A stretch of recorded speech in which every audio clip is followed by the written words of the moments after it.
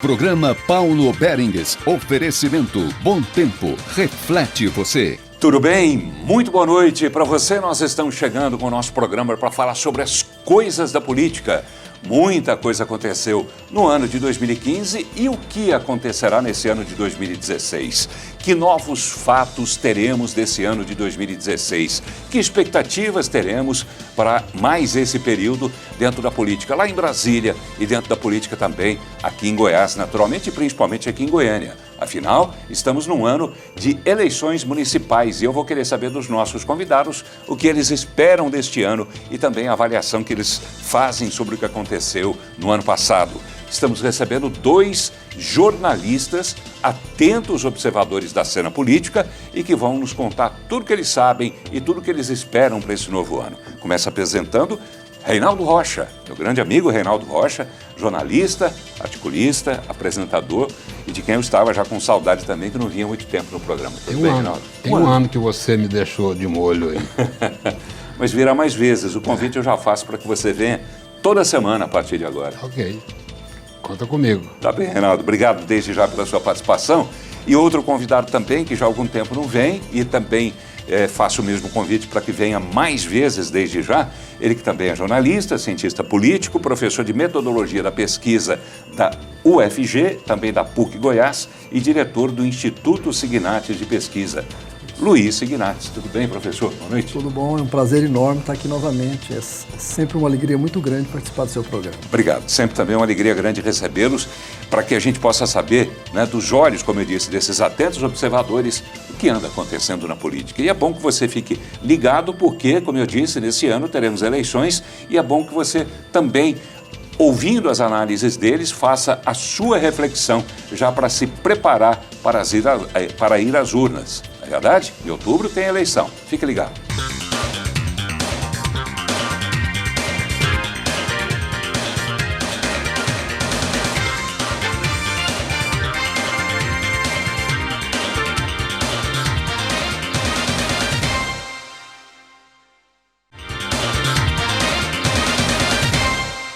Muito bem, estamos voltando ao programa de hoje, recebendo dois jornalistas para que eles façam análise do que foi o ano de 2015 na política e o que esperar para 2016. Está aqui o Reinaldo Rocha e está aqui também o professor Luiz Signates.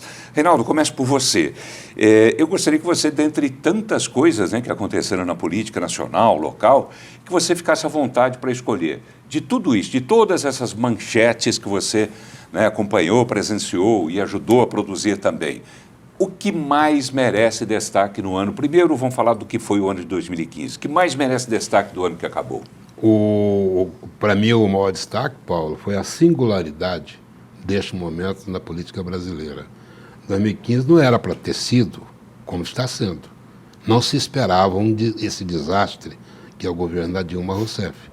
Se esperava ao contrário, se esperava que ela fosse avançar com uma política diferenciada do que vinha sendo feito, consertando o que foi tão errado. Agora, a singularidade que eu digo está no seguinte: não se esperava que 2015 fosse assim, esse desastre. Consequentemente, e principalmente, não se tem como saber ou imaginar como vai ser 2016. Mas esse desastre todo que você disse que aconteceu, se deve única e exclusivamente a ela? O Congresso tem parcela de responsabilidade nisso? Tem, mas acontece o seguinte: quem manda é quem governa. Quer dizer, num país de um comando que é centralizado, é presidencialista, se ela não fizesse, não cometesse tanto erro, os demais próceres da política não se arriscariam a fazer o que fizeram. Quer dizer, o país não passou esse 2015 sem governo. Consequência disso é tudo que aconteceu e está acontecendo. O papel de Eduardo Cunha nesse episódio todo aí que você está dizendo, nesse chamado desastre, né, que você aponta, que parcela de responsabilidade, em especial, Eduardo Cunha, presidente da Câmara dos Deputados, tem nisso? Ele tem, porque ele jogou sempre do lado mal da política, né?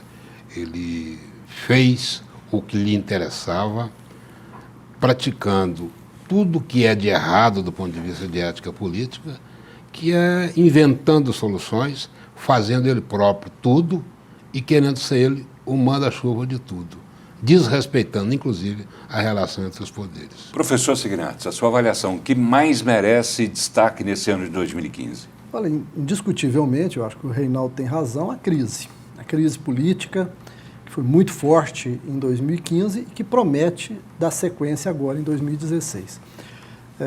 Eu só discordo dele nessa coisa de que a Dilma seria a principal responsável. Eu acho que ela tem uma fatia grande de responsabilidade pelas razões que o Reinaldo falou. Ela se mostrou profundamente inábil do ponto de vista político para atuar junto ao Congresso Nacional. É a primeira vez em muitos anos que eu vejo o governo perder maioria dentro do Congresso. Ela perdeu a eleição para presidente da Câmara. Mas eu vejo uma parcela significativa de responsabilidade no Congresso Nacional, que é onde estão os principais envolvidos na Lava Jato, e especialmente uma responsabilidade importante, me parece, que também está nas oposições à Dilma, que foram quem elegeram o Eduardo Cunha.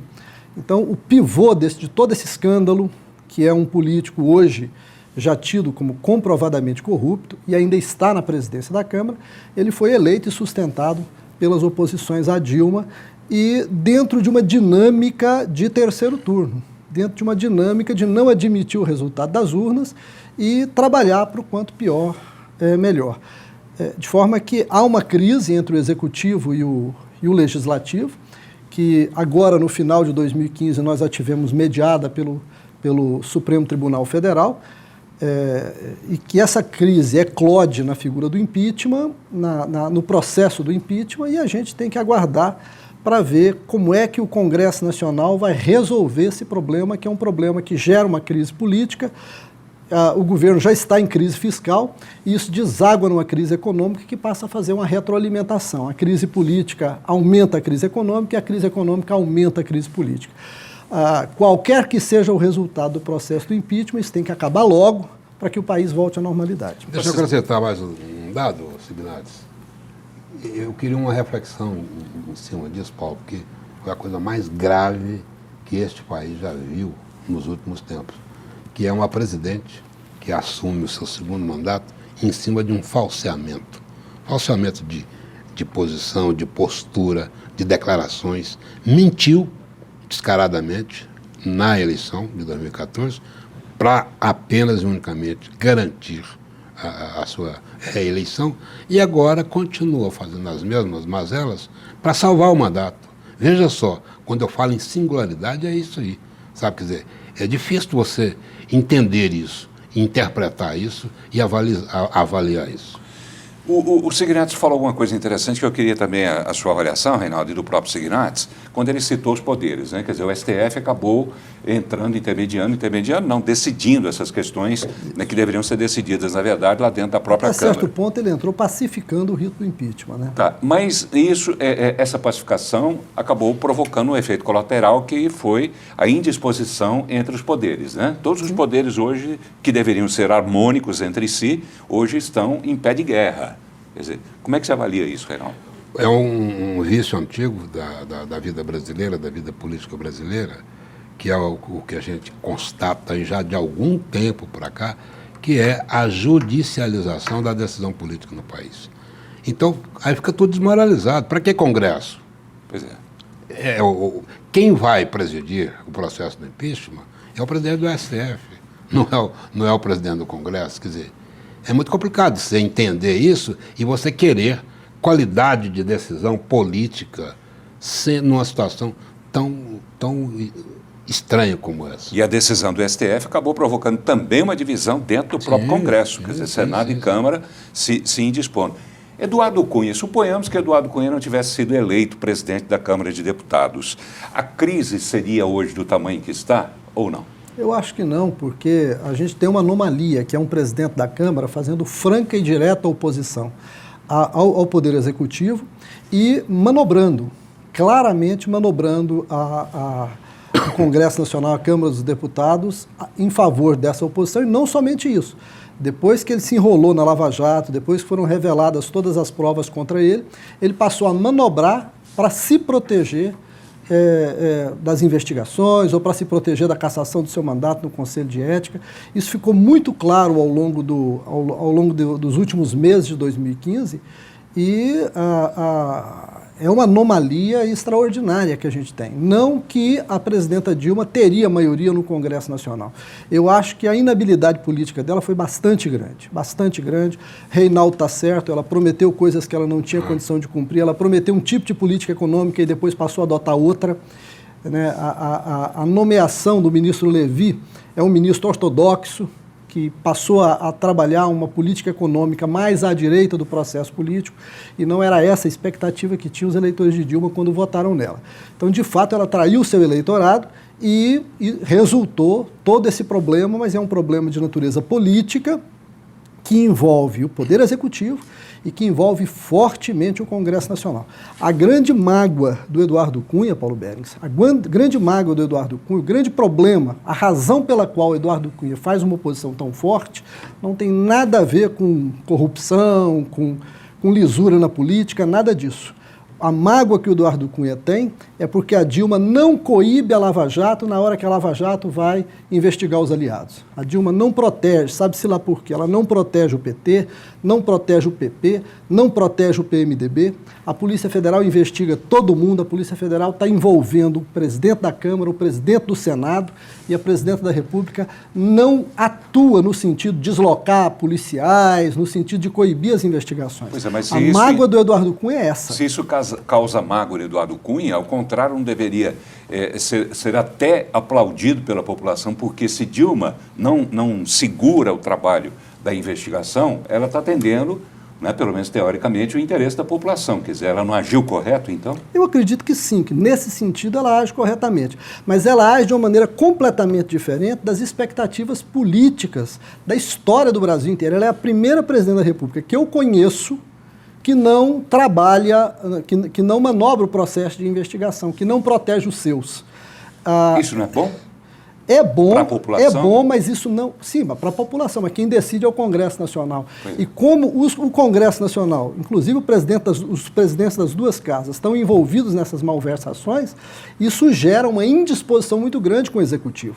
É interessante a gente observar que no mês de agosto do ano passado, no mês de agosto de 2015, quando o Júlio Camargo fez aquela delação pela primeira vez que envolveu o Eduardo Cunha chamou a imprensa, deu uma coletiva e bateu na Dilma, e não no juiz Moro, e não em quem teria eventualmente vazado as informações ou vazado a gravação, mas bateu na Dilma. Por quê? Porque para ele cabia à presidente da República proteger o PMDB, que é um partido aliado, de investigações. Que foi o que ele fez também quando os 3 deputados federais do PT disseram que no Conselho de Ética não atuariam para livrá-lo da cassação. Foi nesse dia que ele abriu a gaveta e tirou aquele pedido de impeachment apresentado por L. Bicudo, Miguel Reale, contra Dilma. Quer dizer, ele fez a mesma coisa. Foi a vindita respondida no mesmo dia. Quer dizer, então, digamos, Reinaldo, que você fez críticas aí sobre o que você chamou de mazelas. Tudo bem. Houve erros? Tá, tudo bem. Por que esses erros não foram apurados antes? Por que Eduardo Cunha engavetou tantos outros pedidos, anulou tantos outros pedidos de impeachment e guardou aquele de Hélio Bicudo que ele considerou que seria mais consistente para apresentar no momento em que ele foi prejudicado, digamos assim, por uma ação do PT? Quer dizer, aí, mais uma vez, descontando em Dilma. Quer dizer, é correto isso? Quer dizer, fazer uma investigação apenas por uma questão pessoal? E tá, então você me prejudicou, eu vou te prejudicar? Por que não apurou antes? Olha, a minha conclusão é clara, objetiva, jogo rápido. Ele próprio se destruiu, o Eduardo Cunha, por gerar um clima de desrespeito na política brasileira. Ele o ator maior disso aí, porque ele fez a mazela e não escondeu dela, não. E a hora que ele precisou, fez a mazela maior. Puxou da gaveta um pedido de impeachment e botou fogo no circo. Então, é complicado. Hoje ele não tem escapatória, porque ele desrespeitou o país. Ele está desrespeitando o país, fazendo o jogo que ele quer fazer. Quer dizer, dono da verdade, aspas. Ele pratica um jogo de interesse pessoal dele. E aliás, ele é muito habilidoso. Muito. Muito habilidoso. E foi, as manobras assim, dele, a maioria das manobras dele, ele derrota o governo, derrota e todo foi mundo, assim que ele ganhou a presidência da Câmara, um pé nas costas. Foi. Fez... Verdade. A semana passada esteve aqui a professora Cida Skorupski, né, que é cientista política, e ela fez uma observação bem parecida com essa que vocês fazem. E ela diz o seguinte, que ele só conseguiu chegar onde chegou e fazer o que fez porque ele conhece como ninguém o regimento interno. Daí a vantagem. Ele é craque. Ele é craque. Quer dizer, ele jogou sabendo o campo minado em que ele estava pisando. Ele sabia que ali ele ia progredir. E não só isso, ele tem no bolso dele, as contas as fontes que eu tenho no Congresso Nacional me dizem, é que ele tem no bolso dele alguma coisa entre 130 e 150 deputados. Pessoas para as quais ele trabalhou com financiamento de campanha. Ele recebia o dinheiro das empresas, e aí tem dinheiro bom e dinheiro ruim, né? Tem dinheiro de propina, aparentemente sim, e distribuía uma parte desse dinheiro para campanhas eleitorais específicas de deputados que acabaram eleitos. Então, quer dizer, foi uma coisa orquestrada, planejada. Isso, então ele tem algo como uma tropa de choque de mais ou menos uns 100 deputados. Para se eleger presidente da Câmara, bastou ele oferecer o impeachment da presidente Dilma para a oposição. A oposição votou todinha nele, elegeu ele presidente da Câmara e deu no que deu. Tá bem, a gente vai finalizar esse bloco, já que estamos falando de Brasília, vamos fechar a questão do Congresso, falar um pouco do Senado também, né, Reinaldo? Afinal de contas, Renan Calheiros, presidente do Senado, também em rota de colisão com Eduardo Cunha, quer dizer, Cunha conseguiu brigar com todo mundo, né? Quer dizer, ele conseguiu se indispor com todo mundo. Porque ele quer tudo para ele. Na verdade, o que acontece agora é que ninguém quer estar, francamente, do lado dele. Pois é, mas está todo mundo porque ele já não tem salvação. Mundo, né? O Reinaldo tem toda a razão. O Eduardo Cunha não vai durar, eu acredito que nem uma parte do primeiro semestre deste ano. Se ele não renunciar, o STF vai retirá-lo do cargo, eu acredito com toda certeza, a partir do pedido que no mês passado o Rodrigo Janot fez. Agora, o que acontece? O Eduardo Cunha não dura mesmo. E quando um político chega nessa situação de extremo desgaste, ele perde os aliados. Ninguém quer estar do lado dele. Acontece que quando ele colocou para rodar o processo do impeachment, passou a ser interessante para algumas forças mantê-lo. A oposição, especialmente o PSDB e o DEM, que enquanto ele estava segurando o impeachment, quando eles perderam a esperança de que o Eduardo Cunha aprovasse o impeachment, passaram a bater nele. No momento em que aprovou, houve o silenciamento novamente das oposições. Então, hoje, nós temos uma situação em que o Eduardo Cunha deve sair de qualquer maneira, mas dificilmente será o Congresso Nacional que vai retirá-lo do cargo. Para a gente encerrar, Reinaldo, digamos, impeachment segue, Dilma sai, entra Temer. O Brasil vai ficar melhor? Eu não acredito muito que ela saia, não. Não? Não, vai ser o grande nó de 2016, que vai dar emoção no ano. Paulo, já ficou para março. Esse negócio de impeachment é muito grave isso. Ele tem que prevalecer naquele momento. Senão já muda a ideia. Agora já vem carnaval, aquela história. Mas digamos... Isso é coisa muito própria do Brasil. Mas um exercício apenas de imaginação. Sim. Com Temer, o Brasil ficaria melhor? Não. Não, porque ele também não se dá ao respeito. O Temer faz parte do mesmo grupo do PMDB a que pertence o Eduardo Cunha. Essa é que é a questão. E a esperança do Cunha no impeachment era justamente o Temer se tornar presidente e blindar o Cunha dos problemas que ele está vivendo hoje e que ele é protegido pelo mandato dele, ele é protegido inclusive pelo cargo de presidente da Câmara, que lhe dá poderes excepcionais. Mas Temer... Agora, não vai acontecer impeachment, não. Não? Você acha que não?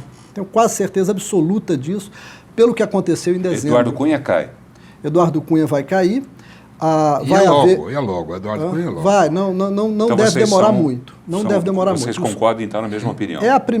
Cunha cai, Dilma fica. Deve ser o primeiro julgamento do STF, quando o STF retornar agora em fevereiro. Provavelmente o STF vai.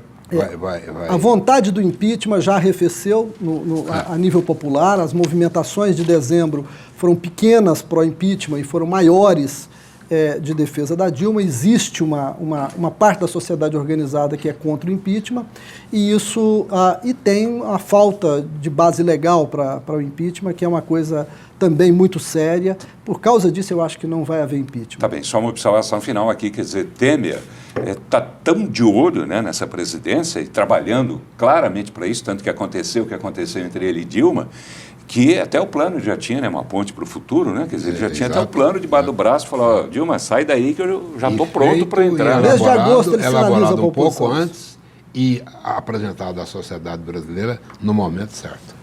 Beres, desde agosto que o Michel Temer acena para a oposição, desde agosto, quando ele falou que o Brasil precisava de alguém que unificasse o país. Tá bem. Vamos para o intervalo? Ele se coloca na questão. Daqui a pouco a gente volta para falar também de questões regionais. Fique ligado.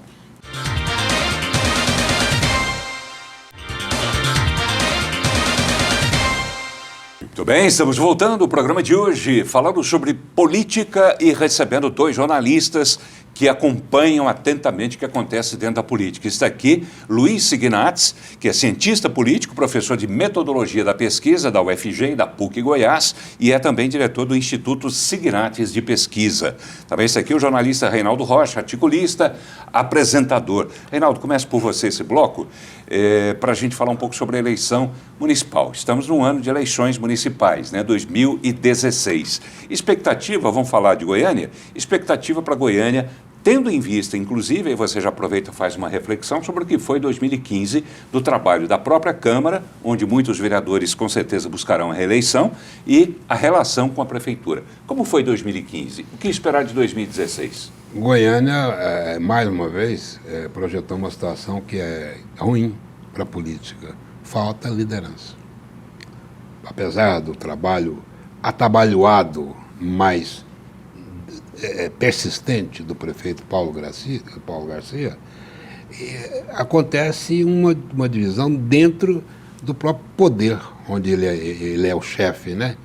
Que é a briga dele com o vice-prefeito, que foi um negócio assim, eu não entendi até hoje. Foi tão frágil, os argumentos foram tão frágeis de lado a lado, que de repente houve a ruptura. Isso não é bom para a cidade. Mas político costuma dizer tudo? De repente, a ação, por trás da ação dele tem outra, não, mas eu achei, outra Paulo, intenção. Eu achei o argumento muito frágil, sabe? Por causa de coisas pequenas. Aí, de repente, falou uma coisa mais agressiva do prefeito, o prefeito retrucou. Aquela frase dele que dita num congresso do PMDB lá em Brasília, de que o PMDB tinha que vomitar, quer dizer, resumindo a frase dele, mas que o PMDB tinha que vomitar o PT. Foi forte? Forte e desrespeitosa a posição. Eu acho inconcebível num processo político civilizado, isso não acontece. Mas isso não teria por trás, Reinaldo? Eu digo isso porque em outros programas, outros entrevistados também falaram dessa possibilidade, de que por trás dessa postura de Agenor Mariano, vice-prefeito, poderia haver uma outra intenção, qual seja de descolar o PMDB e, por extensão, o ex-prefeito Iris Rezende. O que é compreensível. Da má gestão de Paulo Garcia. Seria isso, professor? Sem dúvida nenhuma. Não é só por causa do Paulo Garcia, não. Há uma mágoa do PMDB, inclusive com a presidenta Dilma, que a presidenta Dilma irrigou o estado de Goiás de dinheiro. Ela parece que foi em torno de 7 bilhões de reais, que foi a captação que Marconi Perillo antes das eleições conseguiu do governo federal, e isso o PMDB considera com muita convicção de que a Dilma ajudou Marconi a se reeleger, a derrotar Iris Rezende. Aí tem essa mágoa, e a forma como essa mágoa aparece, ela aparece também dentro de uma conjuntura de baixa popularidade do PT. O PT tem sido um partido bastante desgastado nos últimos anos, então passou a interessar para o PMDB não manter a aliança com o PT. Vem do governo do Estado, das eleições passadas também, quando o PT lançou candidatura própria, ao invés de apoiar Iris Rezende. Tá, mas por trás disso teria outra... Porque o PMDB, a rigor, o PMDB aqui de Goiás, a rigor, nunca teve também grande prestígio junto ao governo federal. Né? Nem quando Lula era presidente, nem quando Iris foi candidato, ou teve, Reinaldo? Não. Realmente... Mas a mágoa é o seguinte, é que para o Iris Rezende, e eu acho até que tem uma lógica nisso, o governo Dilma deveria apoiar o partido aliado e não o PSDB aqui dentro. Quer dizer, o PSDB é oposição a nível federal. Mas Marconi foi o que teve peito e coragem de ser a primeira voz dentro do partido dele a defender Dilma, inclusive em relação ao impeachment, quando nem Fernando Henrique Cardoso fazia isso, nem Aécio. Exato, mas isso depois que a Dilma já tinha movimentado essa verba toda, que de fato foi uma contribuição extraordinária que o governo Marconi teve para pavimentar o caminho das eleições. A gente não pode esquecer que há 2 anos antes a popularidade dos governadores em geral e também do governador Marconi era uma popularidade muito complicada. Em 2013, quando houve aquelas movimentações de rua, a popularidade de Marconi Perillo estava muito baixa. E ele conseguiu... Do político, né? Dos políticos em geral. Isso. Né? E ele conseguiu, em torno de 1 ano a 1 ano e meio, até a eleição seguinte, recuperar essa popularidade o suficiente para ganhar as eleições sobre Iris Rezende. Quer dizer, eu repito, o PMDB atribui essa recuperação à verba que veio do governo federal. Então, mas por que essa verba não veio também, por exemplo, para a Prefeitura de Goiânia, que é do PT, mesmo partido da Dilma? Aí é a diferença do Marconi Perillo. Diferença de gestão, né? De gestão e de concepção e de forma de agir. Ele enfrenta o desafio, ele abre a porta, agora tentando fazer uma grande aliança nacional, não apenas criando um movimento novo de protagonismo dos estados, dos governadores, mas é ele próprio. Ele está se beneficiando disso, e ele sabe disso, e ele é craque nisso. Não, e teve uma outra coisa também, que era o Paulo Garcia, em determinado momento daquela época, ele virou uma espécie de correia de transmissão do Iris Rezende para desgastar o governador Marconi. Então ele assumiu um certo protagonismo de bater no governador. E isso atraiu contra ele muitas das forças políticas do Estado, que passaram a contribuir para desgastá-lo também. Então, grande parte do desgaste do Paulo Garcia não é só problema de gestão. É problema também de que ele criou uma disputa com o governador que é impossível de vencer, e aí eu concordo com vocês. O governador, do ponto de vista político, do ponto de vista da projeção de imagem, ele é muito mais habilidoso. Esse fórum de governadores, que seria inicialmente do Centro-Oeste, agora passou a ser do Brasil Central, incluindo outros estados, além do Centro-Oeste, você falou em protagonismo, que é uma coisa que falta muito na política, e você é experiente dentro da política, Reinaldo, você pode dizer isso. Especialmente na política de Goiás. Pois é, você pode dizer isso muito claramente, porque aqui em Goiás a gente nunca teve assim protagonismo realmente, né? Alguém que se destacasse. Quer dizer, Marconi, como disse aqui o Signatis, quer dizer, e você também disse, ele bateu a porta ali, né, e abriu a porta e conseguiu. Ele tem coragem de fazer isso. Nem todos têm. O que significa na prática, o que pode vir a significar na prática esse Fórum de Governadores do Brasil Central? O que pode trazer para a pavimentação de uma carreira política nacional do governador Marconi Perillo? Isso aí mexe no eixo das coisas, né? Quer dizer, ele vai ser lembrado a partir de agora como um governador que está acreditando na força localizada nos estados menos influentes, como tem sido até agora, de criar um fato novo. Ele está criando um fato novo. Eu não tenho muita certeza se essa busca de interação com outros governos, outros estados, se vai dar resultado. A gente não pode acreditar em tudo que a política produz. Até porque vai depender de todos, né? Não é só de um. Exatamente. Mas politicamente isso pode render bons frutos. Sem dúvida. Para Marconi. Seria aquela questão, como diz o mineiro, comer pelas beiradas? Quer dizer, você disse aí, ele começou juntando estados que teoricamente são mais fracos, e são mais fracos mesmo, mas unidos, né? Como na Câmara a gente tem lá o tal do bloco moderado, né, que são 4 vereadores só, mas eles decidem uma eleição. Quer dizer, no caso aqui de Marconi, ele liderando esse movimento de governadores, ele pode fazer com que esse movimento tenha um alcance nacional. Ele chegou a pedir agora, inclusive, uma renegociação da dívida, né, dos estados com o governo federal. Quer dizer, ele pode assumir um protagonismo que o leve a realizar, não sei se é sonho dele, ele nunca disse isso, pelo menos para mim nunca disse, eu nunca vi isso na imprensa. Mas isso pode ajudar a fazer com que ele tenha, primeiro, força dentro do partido dele para pretender disputar uma presidência ou a vice-presidência? Eu acho que isso é uma história um pouco diferente. Vai depender de outras coisas, outros fatores. né? Mas que a força da movimentação dele existe sim. Vai depender de outros arranjos, né? Mas eu acho que ele abriu uma trincheira aí, e pelo que eu conheço bem dele, do método dele de ação, ele vai seguir em frente. Eu não tenho dúvida de que dentro do PSDB, depois de São Paulo e Minas Gerais, o nome que desponta na figura de uma candidatura a nível nacional é o de Marconi Perillo. O grande problema é que o PSDB é um partido paulista, sobretudo paulista. Exatamente. Dificilmente o Estado de São Paulo abre mão da cabeça de chapa da candidatura à presidência. Abriu no ano passado com o Aécio Neves, mas dificilmente abrirá nas próximas eleições. A conta que eu faço é a seguinte: o que interessa para Marconi Perillo para viabilizar uma candidatura a presidente? Eu acho que interessa a Dilma ter sucesso no governo dela. Porque se a Dilma tiver sucesso, e provavelmente o Lula vai ser o candidato sucessor, o Lula entra como franco favorito na disputa. E aí pode ser que isso iniba os políticos paulistas e mineiros. Falam, eu tenho por exemplo, eu tenho uma eleição para Senado ou para governador garantida, para que eu vou entrar contra o Lula para governador com o Lula franco favorito na disputa? Então eles abririam mão para colocar um tércio que seria o Marconi Perillo. E o Marconi tem se preparado ao longo dos anos, desde a época do Senado, numa conflitualidade com o Lula. Observe só que o Marconi elogia Dilma, mas não elogia Lula. Então, me parece... Ao contrário, né? Já chamou Lula de canalha. Exato. Né? Me parece que o sonho de consumo do Marconi seria... Isso aí eu estou especulando. Também nunca eu escutei isso do governador, nem conversei isso com ele.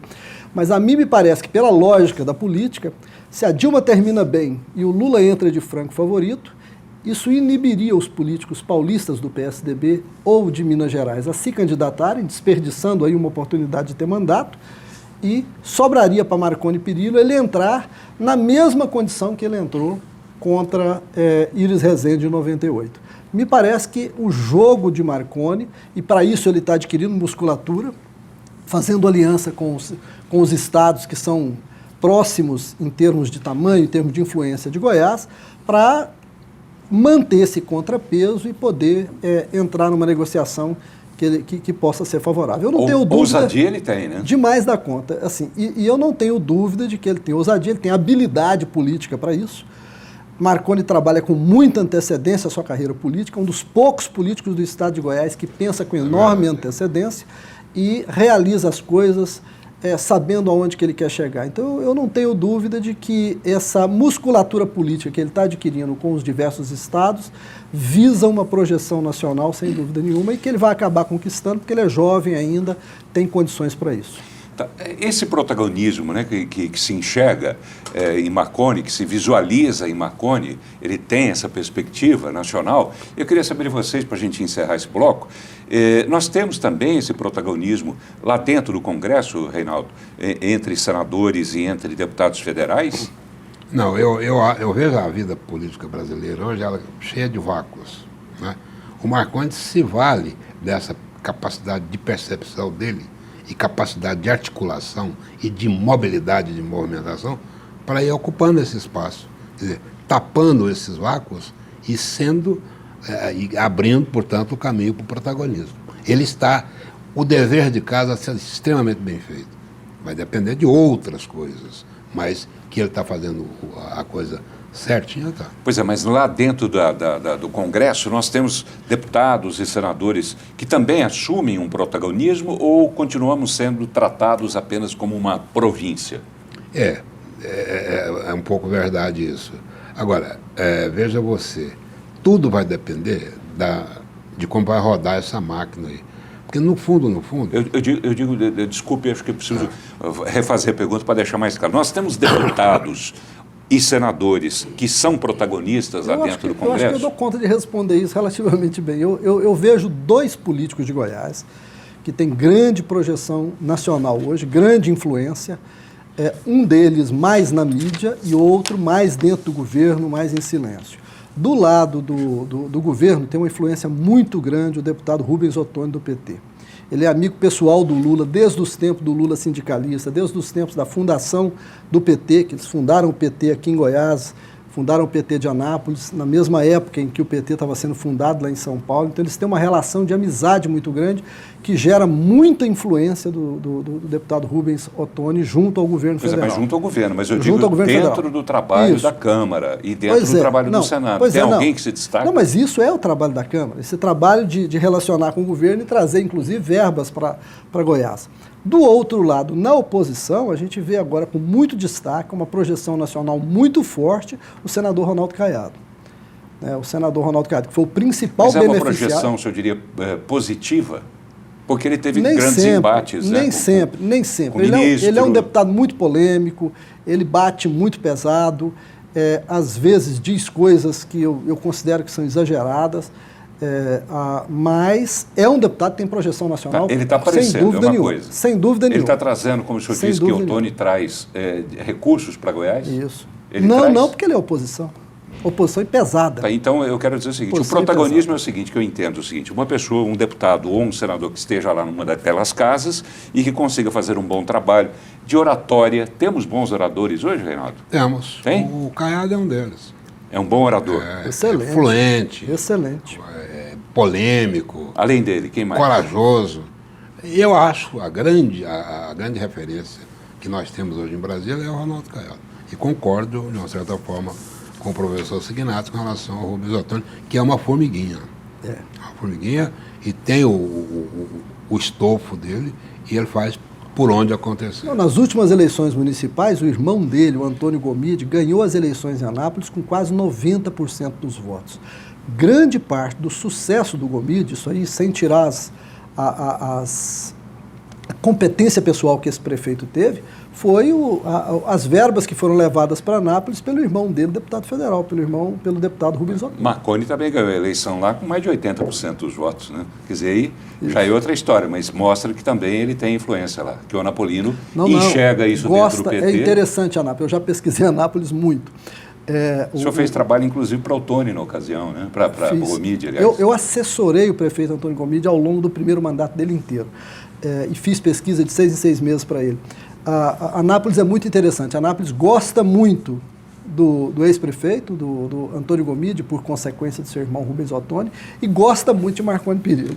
Verdade. Eu me permito aqui acrescentar nessa lista, né, pelo que eu vejo, nessa lista de pessoas, digamos, influentes de Goiás lá dentro do Congresso, Juvair Arantes, né, até porque ele é líder da bancada de Goiás, lá dentro da Câmara dos Deputados, é muito ligado a Eduardo Cunha, né, mas não deixa de ser, ao mesmo tempo, muito ligado a Dilma. Quer dizer, ele consegue fazer esse meio de campo, está bem com um, está bem com o outro. E ligado ao Marconi aqui também. E ligado ao Marconi aqui ele também. Ele consegue fazer a tessitura política. E o PTB, com todos os seus conflitos internos e contradições, ele sabe atuar politicamente. Isso. Uma coisa que integra o perfil do PTB. Sempre foi assim. Verdade. Vamos para mais um intervalo? A gente já volta. Fique ligado.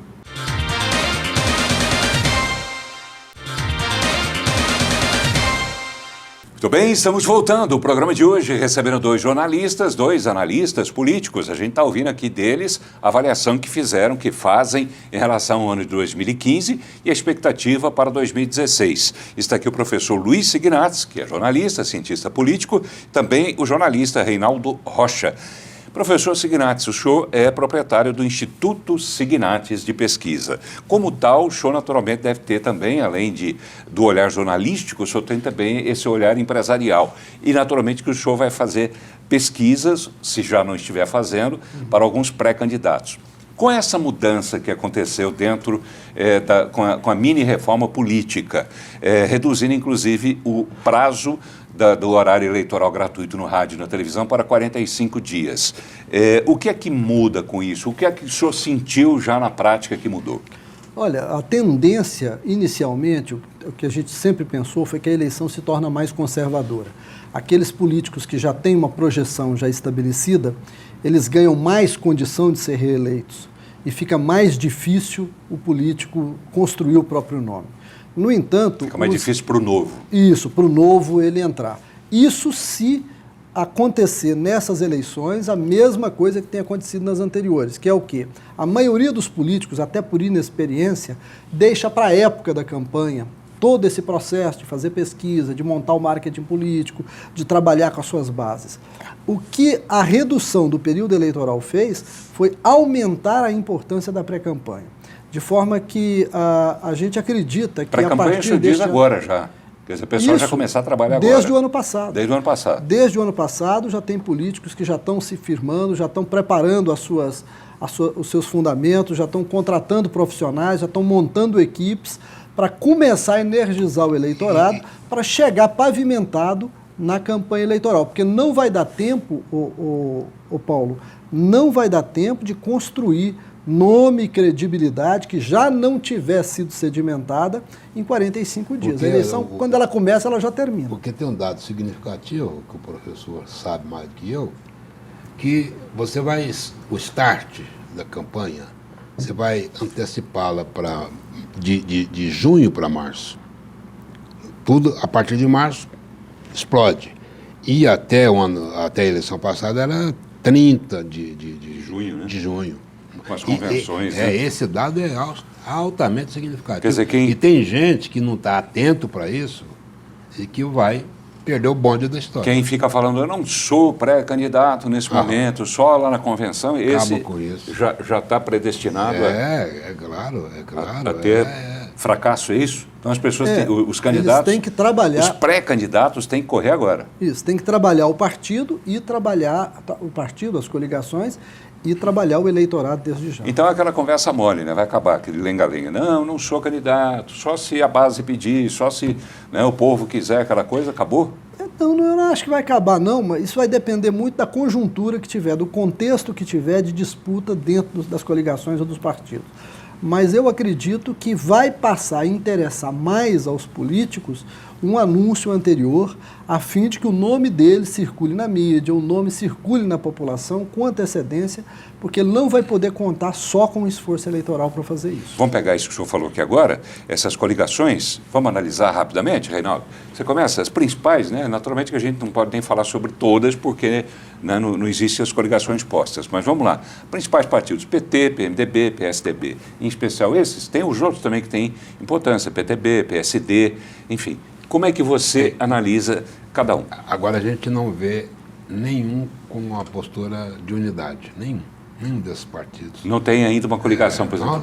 Fala-se da base do governador Marconi, mas não se sabe ainda qual será a composição dessa base. E o governador, por razões estratégicas, eu entendo, ele não opina por ninguém. Ele está deixando o barco correr quando temos um tempo que está chegando aí, que não tem como mais segurar. Que é março. Exatamente, é março. A depuração vai até março. Nós temos, a decantação vai até março. Nós temos janeiro, fevereiro e março. Então, ao encontrar já... Mas mesmo assim, ainda que esteja um tanto quanto distante, embora em política não haja distante, né, professor? Tudo não haja cedo, né? Aliás, não haja tarde, né?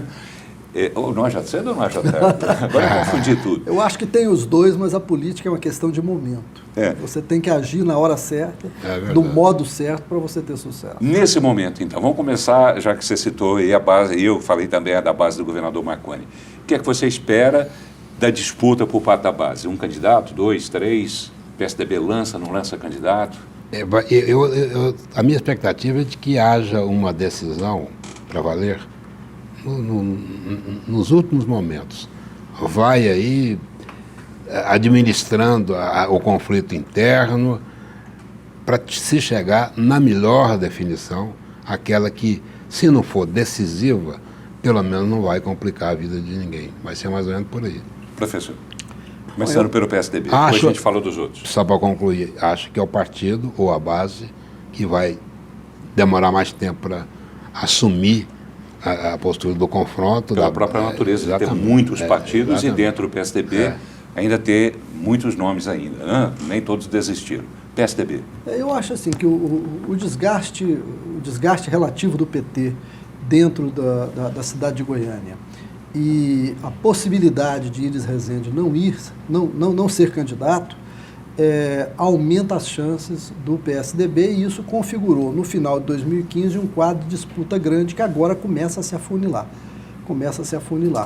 Há 2 ou 3 candidatos que provavelmente vão ser os mais prováveis, e eu acredito sinceramente, que vai ter um momento em que o governador Marconi vai interferir nesse processo para fazer a definição, como é a tradição no Estado. PT lança candidato, o prefeito Paulo Garcia, por mais mal avaliado que esteja, e né, por vários institutos. O senhor chegou a fazer pesquisa sobre a prefeitura, não? Não. Mas vários institutos fizeram e a reprovação de Paulo Garcia beira 90%. Ele disse que vai fazer sucessor. Faz ou não? Uma pesquisa eleitoral eu não fiz, mas uma pesquisa de administração da Prefeitura de Goiânia a gente fez e foi publicado há coisa de uns 3 meses atrás no jornal Hoje. Uma pesquisa específica que eu fiz sobre como é que anda o prestígio dos políticos na região da Grande Goiânia. Mas ele faz o sucessor dele, como ele costuma dizer? Eu acho que não. Eu acho que o PT vai ter um revés eleitoral muito grande no Brasil inteiro por conta dessa crise política a partir do governo Dilma. O PT vai ter muita dificuldade de eleger seus candidatos. Aqui em Goiânia, por conta dessa dificuldade de manter a aliança com o PMDB, que o PMDB já não quer, é quase certo que o PT vai lançar candidato próprio, já existe inclusive uma disputa interna dentro do Partido dos Trabalhadores, mas eu acredito que com muito poucas chances de vitória, porque nas eleições majoritárias, Paulo, a população normalmente vota olhando a administração anterior. E eu não acredito que a administração Paulo Garcia vá ter um grau de aprovação tão grande no final deste ano, a ponto de poder entrar como franco favorito, sem um nome de peso, que seria talvez o nome de Iris Rezende. E sem considerar, né, Luiz Ignazio, perdeu quadros. O PT perdeu quadros importantes. Zedatrou, perdeu muitos prefeitos, vereadores, expulsou como muitos, como é que você inclusive, vai fazer a mobilização, chamar para aquele aguerrimento que sempre marcou o PT? O PT já não é mais aquele partido que surpreende, que tem a chegada. Não é mais. Ele como os próprios petistas estão dizendo, é um partido comum hoje. Ele está correndo atrás do prejuízo, né? Tentando recuperar uma imagem perdida. O processo da reconstrução está hoje na cabeça e nas ações dessas lideranças. E essa desidratação do PT aconteceu por força, inclusive, da ação do próprio prefeito Paulo Garcia, que tinha no início da legislatura 4 vereadores na Câmara de Goiânia e hoje só tem 1. Né? Quer dizer, 3 foram expulsos, foram expurgados de dentro do PT. Quer dizer, é uma coisa que acontece, uma autofagia, né, Reinaldo? Quer dizer, bem colocada a expressão. Quer dizer, o próprio PT, quer dizer, não adianta colocar a culpa em outros partidos, não, porque foi o próprio PT que foi inábil, no caso, o prefeito Paulo Garcia, que foi inábil para conduzir o processo. Política, sem dúvida. PMDB lança candidato, quem será? Com certeza. Quem? Com certeza. Isso é difícil. É difícil, O saber? nome que desponta é sempre o de Iris Rezende Machado. O PMDB tem uma dificuldade muito grande de se renovar. E se o Iris Rezende não for candidato, aí abre-se uma disputa interna, vai ter muito candidato disponível, mas eu acho que é também quase que certo que o PMDB vai ser cabeça de chapa nessas eleições desse ano. PMDB que aqui em Goiás também anda dividido, né, Reinaldo? Muito dividido, né? Quer dizer, aquela disputa para a escolha da executiva, por exemplo, do partido, que acabou sendo levada à justiça e depois decidida por Michel Temer, que colocou o deputado federal Pedro Chaves como presidente de uma comissão provisória. Quer dizer, aquilo já mostra também uma divisão interna. Daniel Vilela de um lado, Iris do outro, seria isso? Maguitistas e iristas, o deputado Zé Nelto, pelo menos, já disse isso com todas as letras nos nossos programas, que existe a guerra entre iristas e maguitistas. Não é um problema de Sempre agora. houve. O PMDB, pelo tipo de postura política, de ação política, é sempre assim. Ele não renova seus quadros. Ele não projeta novas lideranças. É por isso que cada vez que se aproxima de uma eleição, tem a mesma briga com os mesmos personagens. Não era de se esperar, o PMDB desde a década de 90 tem sido dessa forma. Então não era de se esperar que nesse momento fosse mudar, não. E o que eu acho interessante é que as derrotas eleitorais do PMDB, que foram em sequência desde 98, não fizeram com que o partido aprendesse nada de novo. Acordasse. A mesma fórmula é aplicada o tempo todo, até o dia que esgotar, né? Pois é, e quando vai se esgotar? Acho que é a pergunta final, até porque o nosso tempo também está se esgotando, mas quando vai se esgotar esse tempo em que não há renovação dentro da política, no Brasil principalmente? Porque no Brasil, se você for pensar candidatos a presidente, você roda e acaba nos mesmos. Né? Quer dizer, Marconi poderia ser, digamos, esse nome novo que o Reinaldo falou. Mas você roda, acaba nos mesmos. Governador, nacional, você roda, acaba nos mesmos. A nível nacional, o jogo é muito mais complexo. Eu diria que a dificuldade do PMDB de se renovar, ela está na força simbólica e política e na autoridade que tem o ex-governador, ex-ministro, ex-prefeito Iris Rezende. No dia que Iris Rezende não estiver mais disponível para a candidatura ao partido, o partido obrigatoriamente vai ter que se renovar. Enquanto ele estiver lá, então, não haverá renovação, é isso? Enquanto ele for a opção de candidatura do PMDB, ele é incontrastável em termos de imagem, em termos de capacidade de autoridade, em termos de experiência. Ele tem, como você disse, ele tem uma história, né? Claro. Foi prefeito três ou quatro? Três. 4 com a primeira, né? De 60. Claro, ele é uma liderança indiscutível do PMDB. Sim, 3. Com 3, né, Paulo? 3. Quer dizer, já foi senador, já foi ministro, já foi governador 2 vezes. Exato. Agora, Às vezes as pessoas dizem que é ele que não larga o osso. Eu acho que não. Eu acho que o partido... É o osso que não larga ele. O partido é que o tempo todo vê a dependência, as principais chances de vitória eleitoral, vê no nome dele, apesar das derrotas. Vamos em cima dos números, que número é uma coisa incontestável. O PMDB ficou no poder no Estado 16 anos e o Marconi já está indo aí para 20. Para 20. Melhor explicação é essa. Falando, me disseram que só tem 1 minuto. José Eliton, vice-governador, que assumiu uma supersecretaria, mudou de partido, foi para o partido do governador e está sendo visivelmente trabalhado, né, para ser o candidato em 2018. Significa uma renovação? Significa, porque a origem dele é o chamado, o antigo Grotão, né, que era o Nordeste de Goiás e tal, e ele tem feito o trabalho dele com muita aplicação e realmente o Marconi Perillo está incensando e estimulando e dando força. Eu acho que é sim um nome a ser considerado desde já. Reinaldo Rocha, jornalista, articulista, apresentador, obrigado por ter vindo, Reinaldo. Boa noite para você. É um prazer sempre. Leve um abraço para a dona Ângela, para os meninos, tá? E que vocês tenham um belo ano novo. Tá, para você também, família toda e a sua equipe tão brilhante. Obrigado, Reinaldo. Obrigado, professor. Boa noite. Obrigado. Leve um abraço também para a sua esposa. Isso, a Nayane que está me esperando ali agora. Já? Obrigado a você. Tá com pressa. Isso. Obrigado a vocês. Sempre que você julgar necessário, julgar oportuno, eu estou à disposição. Tá bem. Virá mais vezes, com certeza, tanto quanto o Reinaldo também. Obrigado a você, obrigado pela companhia. Uma boa noite.